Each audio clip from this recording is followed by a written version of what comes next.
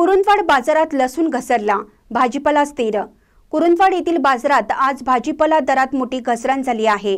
लसूण जो काही दिवसापूर्वी शेतकऱ्यांसाठी चांगला नफा देत होता, तो आता 80 ते 120 रुपये किलो दराने विकला जात होता।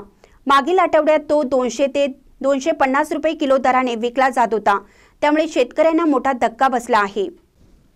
वांगी 20 ते 25 रुपये किलो, दोडका 10 रुपये किलो, कारले 25 ते 30 रुपये किलो दराने विकला जात होता।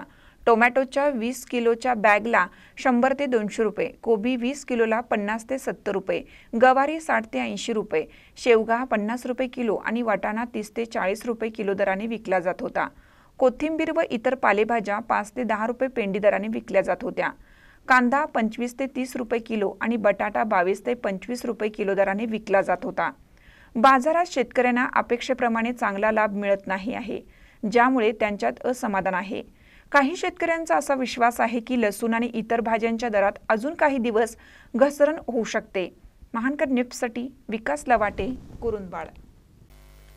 ताज्या बातम्यांसाठी महानकरेला सबस्क्राइब करा आणि बेल आयकॉनला क्लिक करा।